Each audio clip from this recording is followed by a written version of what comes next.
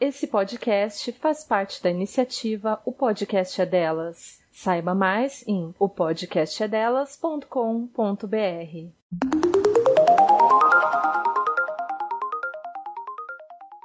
Meu nome é Letícia Graton. Meu nome é Isabela Graton. E você está escutando O Pessoal é Político.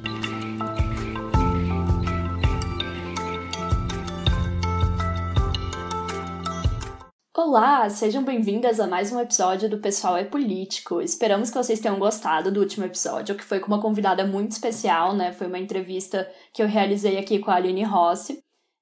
E nós falamos sobre o trabalho reprodutivo durante esse período de pandemia. Então, quem ainda não ouviu, corre lá para ouvir, porque ficou muito legal. Não tem tanta continuidade com o que a gente vai falar aqui, no sentido de que a gente vai falar sobre outro tema, mas é bem legal para conseguir acompanhar o livro mesmo, né? Conseguir continuar de acordo com cada capítulo, como a gente está fazendo. E, particularmente, eu gostei muito, achei uma experiência incrível. A Aline, ela enriqueceu muito aqui nosso trabalho, foi uma ótima convidada, né? Ela realmente entende muito desse assunto. Então, foi um bate-papo muito legal, assim, tá bem gostosinho de ouvir. E no episódio de hoje, nós vamos voltar a falar sobre o livro do Segundo Sexo, e dessa vez a gente vai começar a falar sobre uma nova parte do livro. É a segunda parte, né, Isa? É porque o livro, na verdade, ele é dividido de uma forma meio estranha. Tipo, não é bem, tipo, primeira parte do livro, segunda parte. É, tipo, tem esses 3 capítulos, e aí depois tem esse que é a história, que é dividido em 4 partes. Enfim, é que eu tô acompanhando ele pelo PDF, né? Porque eu não tô com a versão física.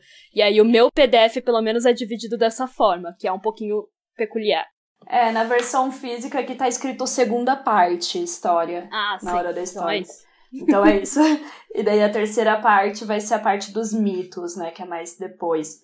Mas a gente vai começar a falar, então, sobre a história. E os 3 primeiros capítulos, nos 3 primeiros capítulos ela falou sobre biologia, psicanálise e materialismo histórico, que foram os temas dos nossos últimos episódios. Aí, se você não ouviu, quiser ir lá ouvir, vai lá, depois você volta aqui. E agora ela vai falar sobre a história durante 4 partes.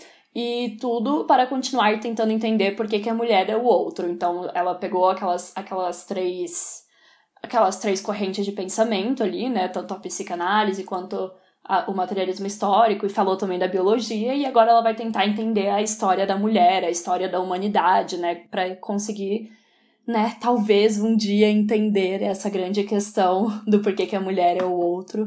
Exato, por isso que ela vai começar essa parte, né, pontuando que o mundo sempre pertenceu aos homens, aos machos. Pelo menos até agora, né, meninas? Pelo menos até hoje, gente, tá? Sempre dá pra fazer uma revolução feminista aí no futuro, quem sabe? Enfim. Até o momento, junho de 2020.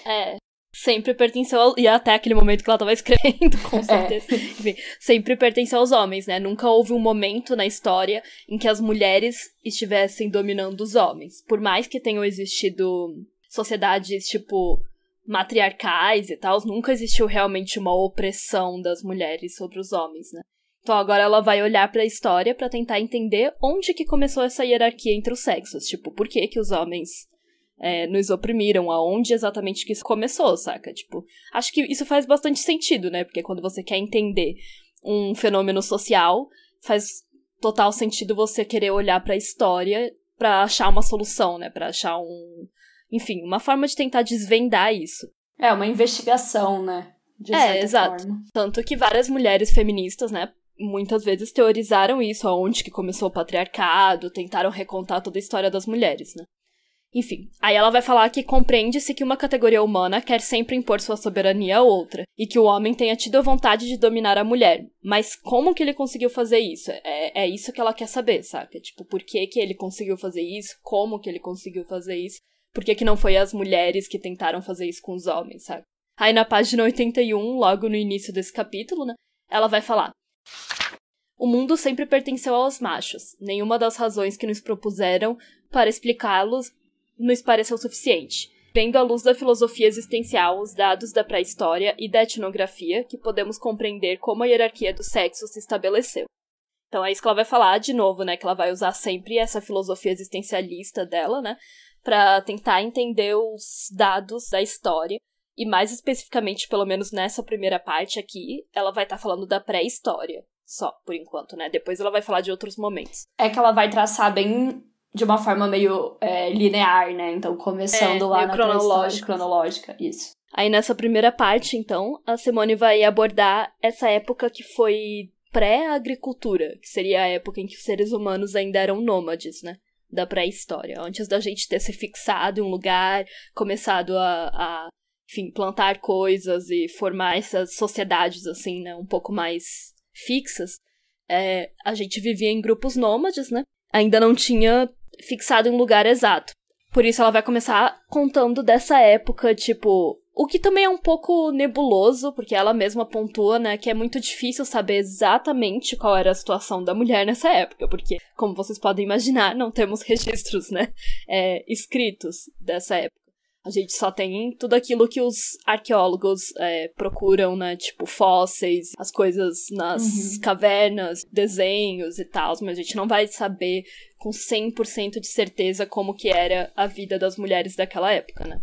Tudo Sim. é meio que especulado. Então ela já coloca esse disclaimer. Surge depois, tipo, surge uma outra descoberta, enfim. Exato. Então... E aí, uma coisa muito interessante que ela vai falar, né, é que a gente não sabe muito bem qual era a aparência das mulheres daquela época e como que era o corpo delas, né, a biologia.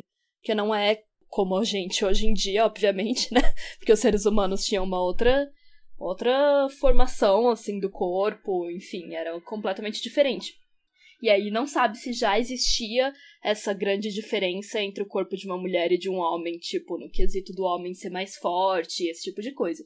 E aí, pesquisando aqui, né, pra fazer esse roteiro, eu fui começar a pesquisar um pouquinho sobre mulheres na pré-história e eu achei umas coisas bem interessantes, assim. Teve uma pesquisa, um estudo da Universidade de Cambridge, na Inglaterra, comparou a estrutura óssea de mulheres que viveram há mais de 7.000 anos com as de mulheres dos dias de hoje, e chegou à conclusão de que, naquela época, as mulheres tinham uma força muito maior do que a que a gente tem hoje. Tipo, maior do que as mulheres atletas têm hoje, assim. Tipo, foi comparado com o corpo de mulheres que são... Louco, eu não sabia disso. Pois é, que são, tipo, atletas de elite, assim, tipo, de remo e coisa assim. E se descobriu que as mulheres daquela época eram muito mais fortes, assim. Então é muito doido, né? Mas faz sentido, porque se você parar pra pensar, obviamente precisavam ser, né? As pessoas, no geral, né? Precisavam ser mais fortes. Mas é isso que eu acho muito louco, porque pesquisando aqui essas coisas sobre as mulheres na pré-história, eu encontrei também uns artigos que tá, tipo, questionando essa visão que a gente tem sobre a história, e sobre a pré-história, enfim, várias outras épocas, que é sempre essa coisa do tipo, a mulher é frágilzinha, a mulher só ficava em casa, ou a mulher só fazia, enfim, só cuidava dos filhos enquanto o cara ia sair pra caçar e pra participar de guerras, etc. E isso é meio que, tipo, a nossa visão com a nossa visão de hoje em dia sobre o que foi criado, né, sobre as mulheres do passado. A gente coloca nossa visão do gênero por trás das coisas que a gente imagina. Por exemplo, quando a gente fala de homem das cavernas, homem pré-histórico, você sempre imagina um homem, né? Você não costuma imaginar uma mulher nesse cenário. E é aquele imaginário das mulheres como, tipo, a Vilma e a Beth. Exato. O homem é o... Referências. Eu ia falar até representação de cultura pop. Vilma e Beth, exato, referências, tipo, que viviam lá com os dinossauros. Elas são pequenininhas. Porque, obviamente, quando é pra gente retratar essas mulheres, a gente ainda retrata elas no padrão de hoje, né? E agora o homem, a gente já imagina aquele fortão, grandão, tipo, que lutava com os animais pela sobrevivência. Coisa. Exato, tipo, a gente tem na nossa cabeça, né, o que eram pessoas na pré-história. E geralmente não envolve... E aí eu até achei uns artigos bem interessantes que fala, tipo, que por muito tempo só foram encontrados fósseis de homens, né, por isso também... Enfim, como a gente já comentou nos outros episódios, né? Ciência também é toda voltada pro masculino, então realmente muitas coisas a gente não sabe, né? E aí a Simone vai falar que nessa época as mulheres, elas realizavam trabalhos árduos, né? Não existe isso de tipo, não, mulher não fazia nada, ficava lá sentada de perna pro ar enquanto o cara fazia tudo. Tipo, não, gente, era uma época muito difícil, né? Tinham todos os elementos da natureza, que eram muito mais difíceis de você lidar.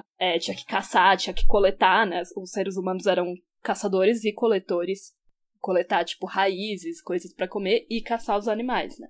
Então, e eles eram nômades, né? Eles não estavam fixos em um lugar. Então, as mulheres, elas carregavam os fardos enquanto os grupos se moviam de um lugar pro outro, né? Mas aí também ela diz que isso pode ser porque aí os homens tinham que ficar com as mãos livres pra poder defender o grupo, né, de possíveis inimigos. Enfim, tudo isso é um pouco especulativo. Mas ao que tudo indica, as mulheres eram realmente muito mais robustas e resistentes, e por isso elas participavam de expedições de guerras, tipo, como você falou, a gente tem essa visão de que a mulher não fazia nada, não sei o que lá, mas isso não é bem verdade, né? Porque a gente tem até nas narrativas de Heródoto e nas descrições das Amazonas do Daomé, essa visão, essa descrição da mulher como guerreira também, né? Que elas iam pra guerra, matavam gente, enfim.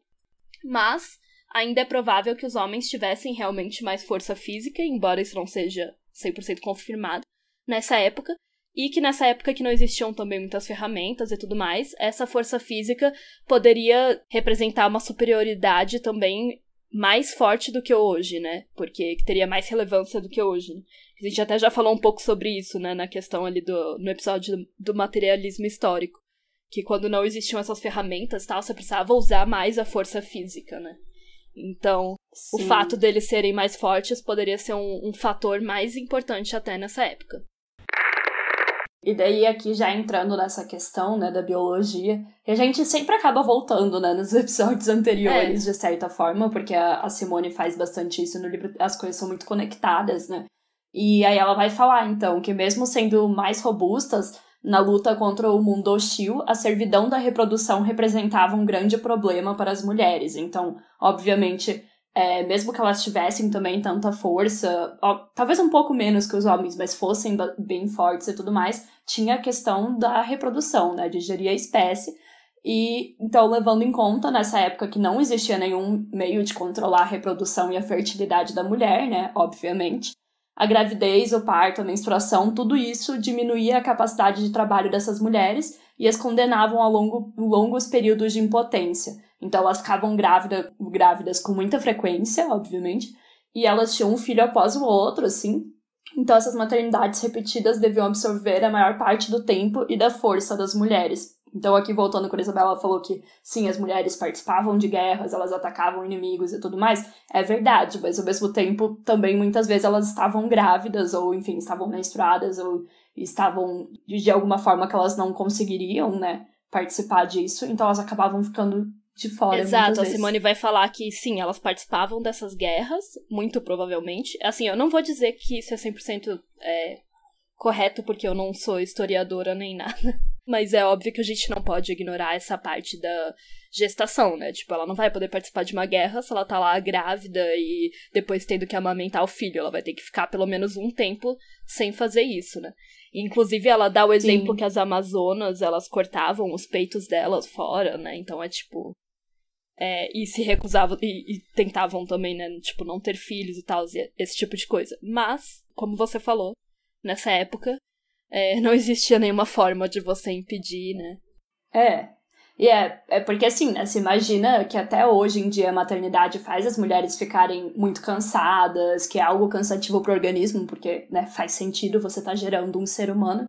Imagina nessa época também, né, onde a medicina também não era o que a gente conhece hoje em dia, e muitas crianças morriam, né, então muitas vezes elas tinham vários filhos, mas tipo, sei lá, a maioria não devia passar de tantos anos de idade, sabe, era bem comum ter bastante morte também. Morrer no parto também. Exatamente. Então, como elas tinham muitos filhos, o homem é que assegurava esse equilíbrio da produção e reprodução. Mas porque a mulher não conseguiu pegar essa diferença biológica, né, o fato dela engravidar, e tornar isso uma vantagem para ela, eu acho que essa é uma questão bem interessante que a Simone vai colocar, assim, porque, por exemplo, trazer pessoas novas para o mundo é algo de extrema importância, né, pelo menos eu acho, assim, não sei quanto vocês, é algo muito foda para nossa espécie, e a gente não conseguiria continuar existindo sem isso, né. Então, sendo uma coisa tão importante assim, seria de se esperar que as pessoas que efetuem esse ato necessariamente poderiam ter se tornado talvez as opressoras, porque elas falariam, não, eu que reproduzo a espécie, então eu que tenho esse controle, né, eu que tenho esse poder, de certa forma.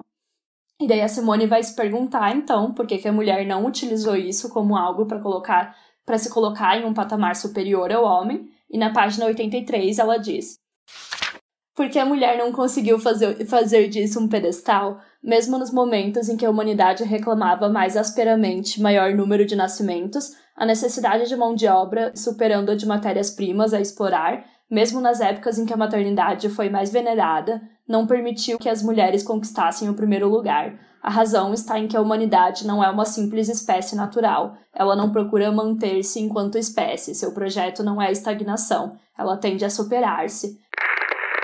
Então aqui a gente pode se comparar com outras espécies para perceber a diferença, assim, tipo, quando ela vai falar isso, eu fiquei pensando muito em toda a exploração, né, que o ser humano faz, tipo, da natureza, em tudo que a gente construiu, realmente, não é uma coisa só, tipo, eu estou aqui e eu quero, tipo, continuar estando aqui, é tipo, quero deixar minha marca e quero ir além, né.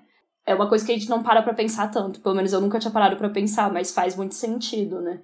Sim, exatamente. Ou seja, né, pra autora, esse rolê da gente não supervalorizar a maternidade ocorre porque ela vai dizer que pra nós, né, seres humanos, fazer uma vida, dar à luz a uma vida como a mulher faz, não é a coisa mais importante. Óbvio que é importante pra gente dar continuidade à espécie, né?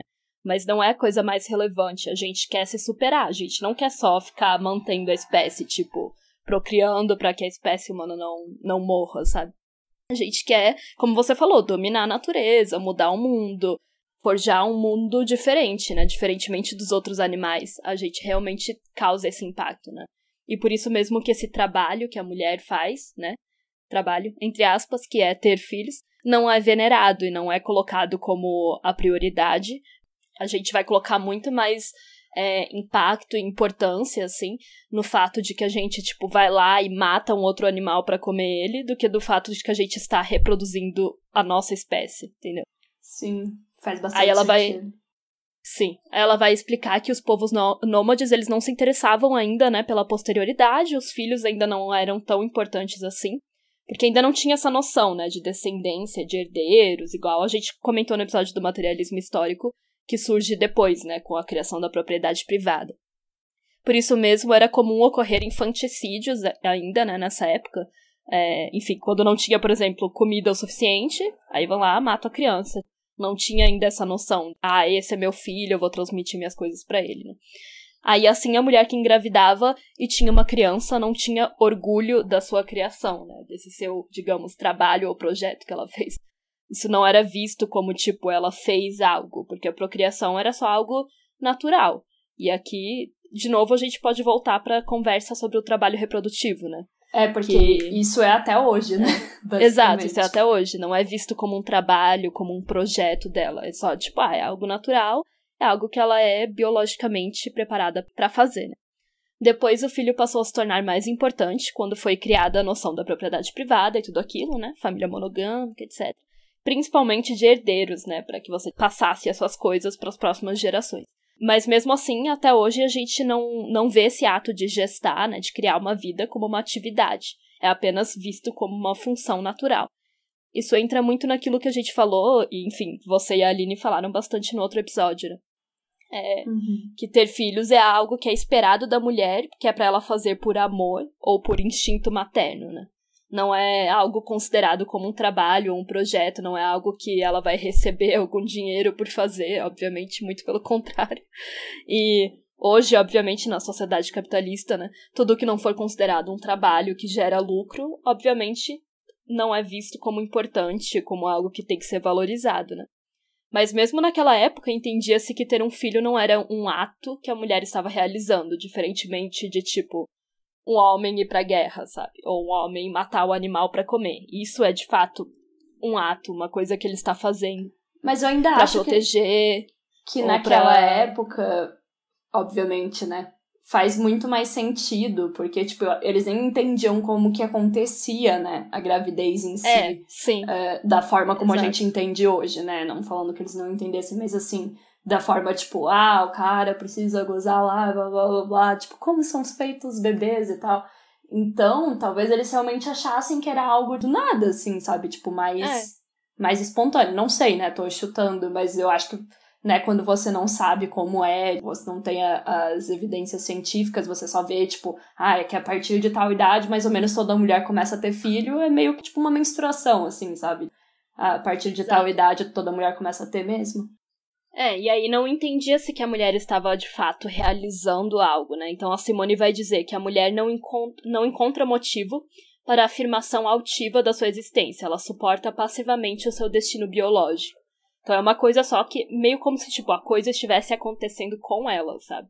Não ela estivesse fazendo, que tem uma grande diferença. Sim. Pro ser humano, né? Que como ela comentou, pro ser humano é importante a gente estar fazendo algo para mudar os nossos arredores, digamos. Óbvio que você ter um filho muda os arredores, né? Mas eles, obviamente, não tinham essa noção. Por isso que eu pensei nisso agora, porque não teria como existir um conceito de ela estar escolhendo ter um filho, sabe? Exato. E o trabalho doméstico, a gravidez e tudo, né, é um trabalho repetitivo, como vocês falaram também sobre o trabalho reprodutivo. Tudo isso é uma repetição, é uma coisa que você tem que fazer todos os dias, tipo, não só ter filhos, mas pensa no limpar a sua casa, saca? Uma coisa que você faz todos os dias e que não traz uma coisa, digamos, uma criação nova para a sociedade, sabe? É só, tipo, uma coisa que você tem que fazer, não é visto como, tipo, uau, você inventou uma nova ferramenta, você fez tal coisa. É uma manutenção, né, da sua vida. É uma manutenção, a questão de ter filhos é, tipo, uma manutenção da vida, né, da espécie. E você, por exemplo, cuidar da casa é uma manutenção da sua casa. Mas você não tá, tipo, criando coisas novas. E aí, tudo isso a Simone vai falar que pertence à imanência, né, que é uma coisa que é, tipo, que está dentro do indivíduo, não é algo que você está alterando o mundo exterior, né, na sua dimensão externa. Imanência é uma palavra que diz respeito, tipo, ao interior da pessoa, né, e aí tudo isso que a mulher fazia dizia respeito à imanência, enquanto o que o homem fazia era uma questão de mudar o mundo externo, né, a gente já começa a ver aí as criações de feminilidade, mundo, lugar privado, né, âmbito privado, e masculinidade, âmbito público. Sim. A gente já começa a ver aí essas pequenas diferenciações, assim, né? Que já começa o que a gente vê até hoje em dia, né? E daí ela vai falar que é aí que vai estar essa grande diferença entre o homem e a mulher, porque o homem, ele aumenta o seu domínio sobre o mundo, realizando atos que transcendem sua condição de animal, e ele aumenta seu domínio sobre o mundo com ferramentas. Ele experimenta o poder, ele caça, ele mata animais, mata os inimigos quando precisa, cria coisas, realiza-se como existente, supera o presente, projeta um futuro ao fazer tudo isso, né? Então, tem muito essa questão que nem a gente estava falando antes do ser humano querer sempre projetar um futuro, né? Ele não tá, tipo, contente com, eu estou aqui, ok, vamos continuar minha espécie. Ele quer realmente, tipo, garantir esse futuro, né, da espécie, de certa forma, mudando o mundo ao redor. Então, o homem, ele não apenas conserva o mundo, mas ele forma essas bases para o futuro, porque ele muda o mundo ao seu redor. E por isso, as expedições de caça e pesca eram tão sagradas e tão importantes, né? E essas atividades davam dignidade para os homens, pois nelas eles estavam arriscando a própria vida para defender o seu grupo e conseguir comida para o seu grupo. E aí que tá. A Simone vai ressaltar, então, que a gente valoriza a pessoa que dá a vida pelo grupo, que mata, que nos defende, não a pessoa que tá lá parindo e gerando a próxima geração. E, né, isso é um pouco assustador, eu confesso, que eu nunca tinha parado pra pensar nisso. Mas sim, faz sentido, porque isso não era colocado no mesmo patamar, né, desde lá atrás, não era colocado como a mesma coisa, tipo, o homem que foi lá e defendeu a sua tribo, da mulher que estava ali tendo os filhos para que a tribo continue, né. Então, na página 83, ela pontua isso, né, muito bem. A maior maldição que pesa sobre a mulher é estar excluída das expedições guerreiras, não é dando a vida, é arriscando-a que o homem se ergue acima do animal, eis porque na humanidade a superioridade é outorgada não ao sexo que engendra, e sim ao que mata. Ou seja, para a autora, é esta a principal questão que nós temos que entender para compreender por que homens dominam as mulheres. As outras espécies só se reproduzem para manter a espécie, mas os seres humanos querem transcender a vida pela existência. Por isso mesmo, vai valorizar muito mais aquele que está mudando o mundo, que está caçando e tudo mais, para defender, né, a terra, e desvalorizar as mulheres que estão fazendo o trabalho árduo de parir, porque o que importa pra gente não é a vida em si, e sim dar um valor a ela, né? Então, aqui, enfim, eu acho que a gente pode até pensar em absolutamente todas as opressões também de explorar a natureza, animais, depois a questão dos povos negros, indígenas e tudo mais. Eu acho que tudo meio que retorna pra isso, né? Pra gente realmente querer dar meio que tipo um valor pra vida e mudar o mundo em si. O homem, então, se põe como soberano e encontra uma cumplicidade na mulher, porque ela também não quer apenas uma repetição da espécie, ela quer a sua superação. Ou seja, ela também vê o homem como superior por ele estar saindo, matando os inimigos, etc. Aí entra tudo aquilo que a gente já tá falando lá, desde a introdução, que a gente basicamente fala todo episódio, né? Que a mulher também se vê como outro e o homem como superior e neutro no mundo. Então, a desgraça da mulher é ser biologicamente obrigada a repetir a vida. E isso é muito interessante, porque de fato, tipo, ela tá ali obrigada a repetir a vida e tudo mais, mas nem ela dá o valor a isso da forma que ela dá o valor pra atividade dos homens, né? E obviamente, não estou culpando nós mesmas, mas estou falando que isso é muito louco, porque você vê que desde lá já começa essa questão de se ver como o outro mesmo, né? E eu acho muito foda essa questão que ela coloca, porque é como você falou, eu nunca tinha parado pra pensar muito nisso. Eu achei muito impactante essa frase dela, que a gente dá valor a quem mata na humanidade e não quem tá gerando uma vida. Porque é muito real, tipo, a gente realmente coloca muito mais valor, né, nisso até hoje, né, obviamente. Tipo, nossa, ele é corajoso, ele vai lá, defende o caçador, enfim. Isso entra agora em outro ponto, né, que a gente vai falar, que a Simone comenta na página 85, que é essa questão da criação do que é uma coisa masculina e uma coisa feminina, né? Então aí a gente já vê o início dos papéis de gênero, né? Do gênero em si sendo construído.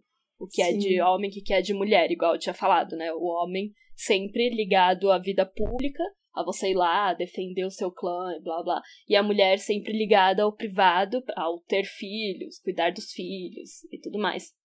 E aí, né, ela entra nesse ponto que é muito interessante, que é a criação da feminilidade e da masculinidade, desses valores de masculino e feminino, que hoje a gente já entende como gênero, né? Obviamente, naquela época não havia esse entendimento, mas que hoje a gente já conceituou como essa noção do gênero. E ela vai dizer que os homens inventaram, então, essa distinção para encerrar a mulher nesse domínio da imanência, que seria, né, esse domínio do privado, que é baseado em ter filhos, ficar dentro de casa. Basicamente, relegar as mulheres a esse ambiente privado, porque aí eles poderiam continuar sendo superiores. E aí eu acho muito interessante isso, porque ela conecta essa questão da pré-história já com a criação da noção de feminilidade, né? Que é para manter as mulheres em casa, tendo filhos. Quando ainda nem existia a feminilidade da forma que existe hoje em dia, né? Obviamente. Obviamente. E é por isso que eu acho que é tão importante também, toda vez que a gente pensa em feminilidade, não pensar só em, tipo, maquiagem e salto alto, sabe? Sim. Porque isso é muito perigoso também. Isso muda também ao longo dos períodos históricos. E aí, na página 85, ela diz, né, tem esse parágrafo que eu acho muito bom.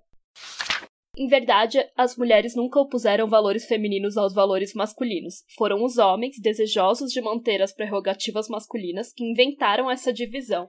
Entenderam criar um campo de domínio feminino, reinado da vida, da imanência, tão somente para nele encerrar a mulher. Mas é além de toda a especificação sexual que o existente procura sua justificação no movimento de sua transcendência. A própria submissão da mulher é a prova disso.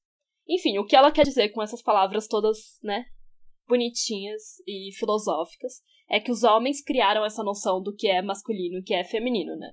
Que é, basicamente, eles criaram o gênero para manter as mulheres nessa posição, né? Que é por isso que a gente se opõe a isso até hoje, né? Porque, exato. Obviamente. E aí, exato, ela não vai falar exatamente com essas palavras, né? Eles criaram o conceito de gênero, mas basicamente isso que ela quer dizer, né? Que é para manter as mulheres nessa posição de inferior. E por isso mesmo acho que fica bem óbvio, né, que é necessário pra gente abolir o gênero e abolir essas noções de que isso é de mulher, isso é de homem, porque ela tá realmente colocando que foi ali que começou a nossa opressão, tá ligado? Exatamente, tipo, pra gente deixar de ser oprimidas, né, pra gente deixar de ser o segundo sexo, vai ter que deixar de existir essa noção do gênero, né? Do que é de homem e do que é de mulher. Porque o problema não é a gente ser o sexo que engravida, que dá a luz, que continua a espécie, sabe? Que tem o poder de gerar novas vidas e dar continuidade à humanidade. O problema é que os homens utilizaram isso para nos oprimir, né? Não é a gente ser o sexo frágil, como eles nos chamam, né? Mas é existir esse sexo frágil, como a gente já falou lá no episódio da biologia. Existir essa noção de que isso nos torna inferiores, sabe? E essas duas categorias de gênero nem existiriam se não fosse, né, obviamente, para eles dominarem a gente, se não fosse para um sexo dominar o outro. E quando eu tava lendo esse capítulo, eu lembrei de um outro texto muito bom. Na verdade, eu lembrei do episódio do podcast da QG Feminista sobre feminilidade. Ah, sim, é muito bom mesmo. Que elas falavam sobre a Margarita Pisano, que é uma feminista chilena maravilhosa. E que ela fala sobre esse conceito de feminilidade. E eu lembro que, ouvindo o episódio, né, uma coisa que me chamou muita atenção foi a noção que a Margarita Pisano coloca de que masculinidade e feminilidade não são duas coisas independentes. Não existe, tipo, o gênero feminino e o gênero masculino independentes um do outro, né? Que, na verdade, a feminilidade faz parte do reino da masculinidade como oposição a ele, né? Está Sim. contida no conceito de masculinidade como seu oposto, é necessário. Sabe que é bem interessante? Eu tava vendo um vídeo da Ana Paula Changoni esses dias que ela falava justamente a mesma coisa sobre a questão, tipo, branco e negro, assim, como, tipo, um só existe por causa do outro. Um só existe meio que por causa do outro, que na verdade se constrói na relação, né? Então a pessoa negra, ela percebe que é negra quando ela entra em relação com a pessoa branca, né? Então ela percebe que ela é diferente. E eu acho que é um paralelo bem interessante, sim. Não sei, lembrei disso agora, mas... Sim, porque o conceito de raça também foi criado, né, pra colocar uma raça enquanto superior à outra. Da mesma forma que o gênero foi criado pra colocar um sexo em superioridade ao outro. E aí isso eu peguei uma parte... Faz muito sentido, porque quando a gente é mais nova, por exemplo, a gente só percebe, tipo assim, por exemplo, eu e você, né? A gente cresceu entre mulheres, né? Entre meninas. Quando a gente era pequena, que a gente só tinha irmã e tal. E eu só fui perceber que as coisas eram coisas de menina quando eu entrei em contraste com homens, né? Tipo, com meninos, no caso. Realmente, faz bastante sentido. E eu acho que quando a gente pensa no pensamento da Margarita Pisano, é bem óbvio quando você pensa na masculinidade frágil, tá ligado? Dos homens. Porque masculinidade é uma coisa que tem que ser totalmente o contrário de feminilidade, né? Por que existe esse rolê de, nossa, o cara não pode fazer uma coisa que já estão contestando se ele é homem ou não é? Porque ele não pode ter nem um pouquinho da feminilidade nele, né? A feminilidade tem que existir como algo negativo pra ele. E aí eu encontrei aqui um texto da QG Feminista que fala sobre essa visão da Margarita Pisano e que eu achei muito interessante, porque acho que é da Bruna, inclusive, da Furiosa, que ela tá falando sobre... como, tipo, a feminilidade não pode ser algo empoderador, como o feminismo liberal diz que pode ser, né?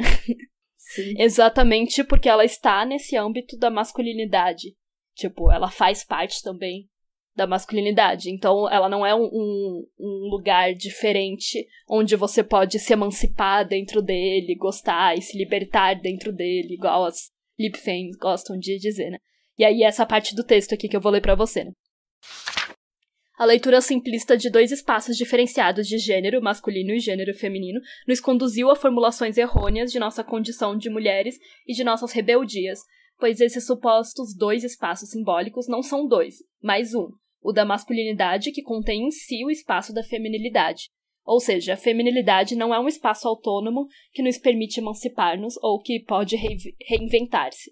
A feminilidade é uma construção simbólica e valorativa desenhada pela masculinidade e contida nela como parte integrante.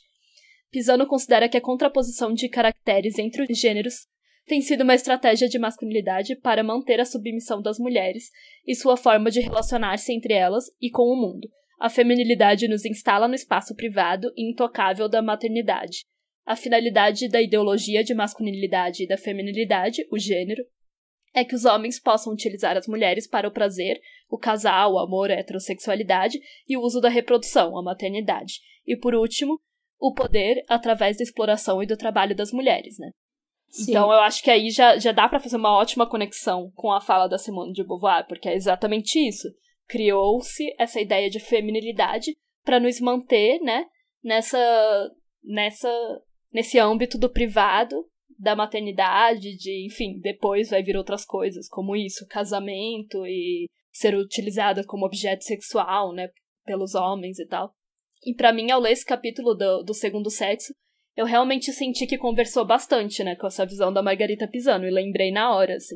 E de tantas outras feministas, né, feministas radicais principalmente, que nos mostram como que a feminilidade, a criação do gênero em si, né, foi criado para nos oprimir. E Sim. porque toda essa explicação que ela dá sobre como os seres humanos valorizam aquele que mata em vez daquele que gera a vida, né, ou seja, valoriza, daí começa a valorizar os traços masculinos, em vez daquilo que está associado com a biologia feminina, né, se traduz também exatamente nessa valorização do masculino acima do feminino. Tipo, a mulher também poderia ser aquela que está matando, caçando, participando de guerras, mas por conta da sua biologia, o homem delimitou para ela o espaço privado da maternidade, da casa. Isso que a gente vê basicamente até hoje, né? E é por isso que a gente bate tanto nessa tecla da feminilidade, porque, tipo... enfim, voltando para aquela questão que eu tinha falado, sabe, que não é só a questão estética, não é só a questão, salto alto, maquiagem, é porque isso é muito a superfície, né, do que a gente vê, assim. E óbvio que como feministas radicais a gente critica tudo isso e tem que ser criticado, porque é óbvio que são questões do capitalismo, né, pro capitalismo vender e tudo mais, da questão da aparência, mas vai muito além disso e também tem um significado por trás dessas questões, né, então, tipo assim, você romper com a feminilidade também é muito mais do que você, sei lá, parar de se depilar e tudo mais, sabe? Porque eu fiz uma live na QG, inclusive, não sei se ficou salva no IGTV essa, mas que era justamente sobre a questão da feminilidade. E eu e a Natália, a gente falou muito sobre isso, sabe? Tipo, como vai muito além. Por exemplo, você também romper com essas questões, com a questão da feminilidade, é você também, tipo, se impor, é você lutar por você mesma, sabe? Defender os seus ideais, tipo, não ficar quieta, não ficar só dentro da vida privada, mas também, tipo, ir atrás dos seus sonhos e, enfim, fazer coisas que seriam consideradas de homem e não só quebrar com as questões estéticas, sabe? Porque muitas vezes as questões estéticas, infelizmente, a gente ainda precisa pra, tipo, sobreviver, sabe? Tipo, pra você conseguir um emprego, por exemplo. Enfim, esse tipo de coisa, sabe? Então eu acho que é importante a gente bater nessa tecla e também bater nessa tecla de, tipo... É porque me irrita, porque às vezes parece que tem gente que fica assim, é porque, né, as feministas chatas ficam falando das coisas da feminilidade, mas eu gosto de passar meu batom e não sei o que lá, enfim, né? Você sabe. Sei muito bem. E parece que é por birra, sabe? Mas não, é muito mais pelo que tá por trás disso, tipo... Não é, você passar um batom, obviamente, que você vai deixar de ser feminista, ou você vai deixar de, tipo, enfim, tá querendo transgredir essas questões da feminilidade. Tem várias outras coisas também que você pode fazer. Mas Sim. A gente pegar aquele batom ali, a gente questionar de onde que isso vem, por que as pessoas estão querendo lucrar com aquilo, por que vende-se isso, qual que é o conceito, o que é ser mulher, né, a questão da feminilidade, é tipo...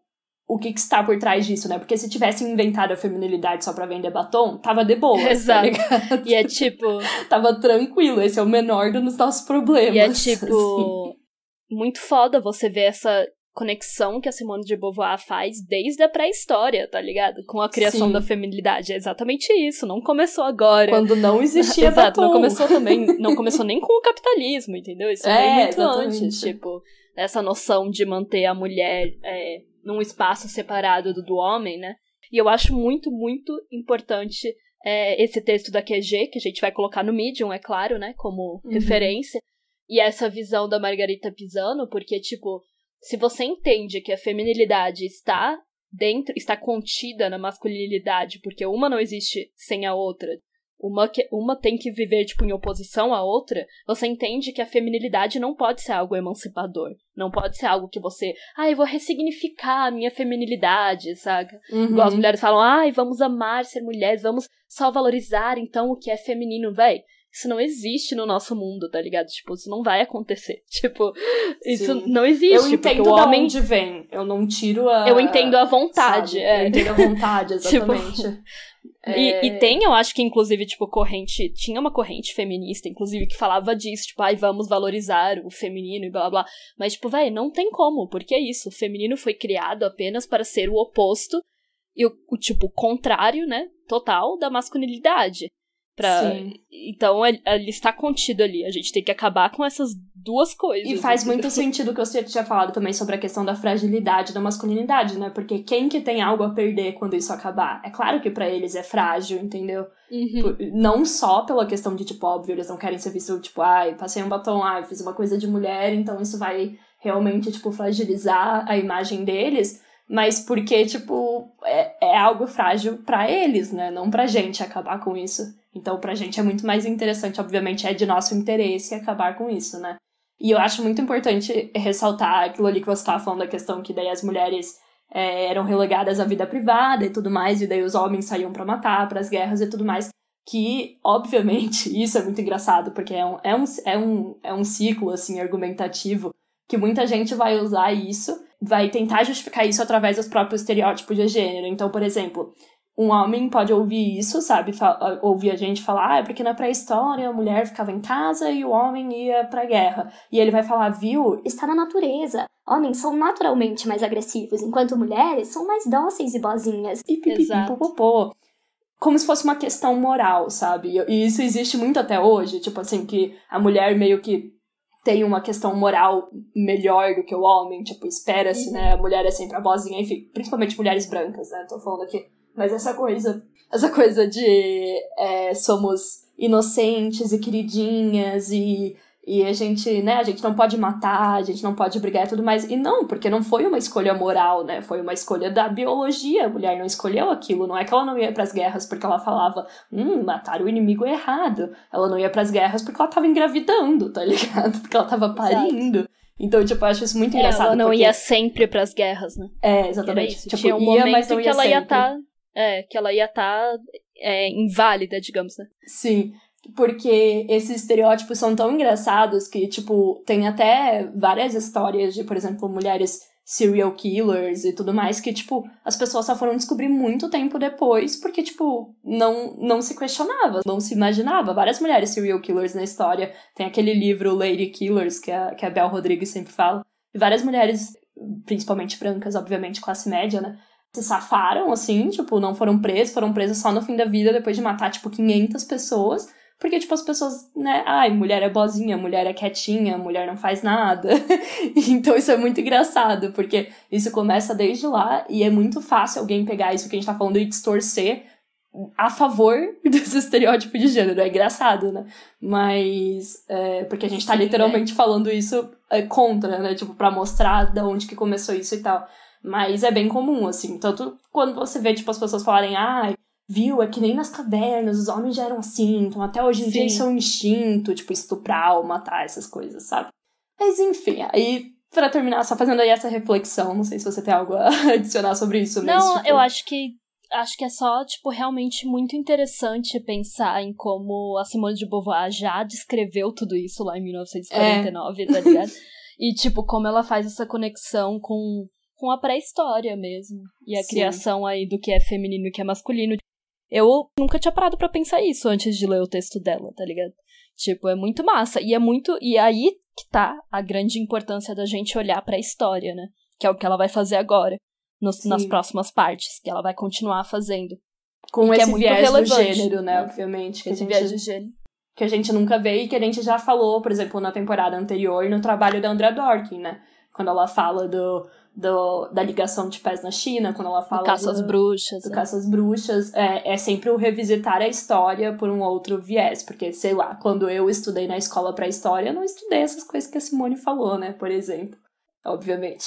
Então, no último parágrafo do capítulo, nas páginas 85 e 86, ela vai falar: uma perspectiva existencial permitiu-nos, pois, compreender como a situação biológica e econômica das hordas primitivas devia acarretar a supremacia dos machos.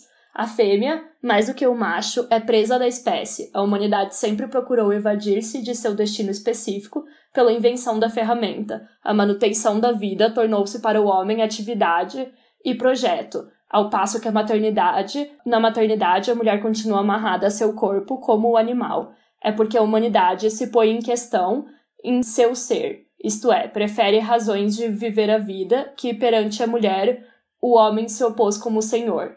O projeto do homem não é repetir-se no tempo, é reinventar sobre o instante e construir o futuro. Foi a atividade do macho que, criando valores, constituiu a existência, ela própria como seu valor. Venceu as forças confusas da vida, escravizou a natureza e a mulher. Cabe-nos ver agora como essa situação perpetuou e evoluiu através dos séculos, que lugar deu a humanidade a essa parte de si mesma, que em seu seio se definiu como o outro, que direitos lhe reconheceram, como a definiram os homens. Eu acho que dá pra acabar com esse parágrafo, assim, muito bem, porque ela meio que resumiu tudo ali, tipo, essa questão de, tipo, o homem querer se colocar, não só se reproduzir, mas querer criar um futuro pra ele, mudar o mundo e tudo mais, e essa questão da maternidade, deixar a mulher muito mais atrelada a esse papel biológico dela, esse papel animal dela, né, do que o homem. Não conseguir fugir disso, né? Tipo, exato, é onde tá a chave pra tudo, assim, pra entender aonde que começou a questão da opressão feminina, assim, né? Na visão da Beauvoir e na minha visão também. Eu acho que isso faz muito sentido, né? Por Graton, Isabela, a visão. Exato. Na minha visão também, eu acho que isso, tipo, é uma ótima explicação, assim. É claro que, como a gente colocou lá no início, né? Essa questão da pré-história ainda tem várias questões, né? A gente não sabe se isso realmente era assim, se as mulheres realmente faziam isso ou os homens faziam aquilo, porque tudo é meio que especulativo, de acordo com a descoberta dos fósseis e tal. Toda essa questão da pré-história ainda vem muito da descoberta, né, de fósseis e tal, que vai rolando ao longo dos anos. A gente ainda não tem 100% de certeza do que aconteceu naquela época. Mas dá pra ter uma certa noção. Então, toda essa primeira parte da história da Simone de Beauvoir, ela vai pensando pela noção que ela tinha naquela época, né, do que era pré-história. E aí, nas próximas, a gente vai ver, né, ela vai falar mais das próximas etapas da história, como que foi acontecendo, como que se desenvolveu essa opressão da mulher, né, no futuro. Então, ainda tem muita coisa pra rolar por aí, galera. Estamos só começando, estamos lá atrás ainda. Então, exato. Tem bastante coisa. E a gente espera que vocês tenham gostado desse início, né, dessa nova parte. E obrigada por ouvirem até aqui. Vocês já sabem, né, também, se tiverem R$2 aí sobrando e você quiser apoiar o nosso trabalho, para que ele se torne cada vez melhor, cada vez mais profissional, né, mais bem pesquisado, mais bem produzido, você pode entrar lá na nossa campanha no apoia.se/o pessoal é político, e apoiando o nosso trabalho você concorre a um livro feminista todo mês. Yay! Nós já enviamos 2 nos meses anteriores, que era Os Homens Explicam Tudo para Mim, e O Gênero, Patriarcado e Violência, né, da Safiotti. E agora, em julho, vamos mandar A Liberdade é uma Luta Constante, da Angela Davis, que é um ótimo livro, galera. Então, fora corre lá, isso, ele é bem bom. apoia. Fora isso, vocês também podem nos acompanhar no Instagram, @opessoalepolítico, onde a gente divulga conteúdos sobre os episódios, então a gente sempre lança o episódio e depois a gente vai lançando posts sobre o que discutimos aqui, e vocês podem deixar seus comentários, mandar feedback e tudo mais. É bem legal, a galera engaja bastante por lá. E tem também o nosso Medium, onde a gente deixa as referências mais teóricas, então se você ouviu a gente falando aqui de um texto e você ficou, nossa, quero ir atrás dele, não se preocupe, vai estar lá no Medium. Tem nosso Twitter, @pessoalpodcast, que enfim, fica um pouco parado, desculpa, porque eu uso mais o meu pessoal e aí usa mais o pessoal dela também, mas você pode mandar feedbacks por lá, nos marcar e a gente vai ver a notificação, então a gente pode conversar.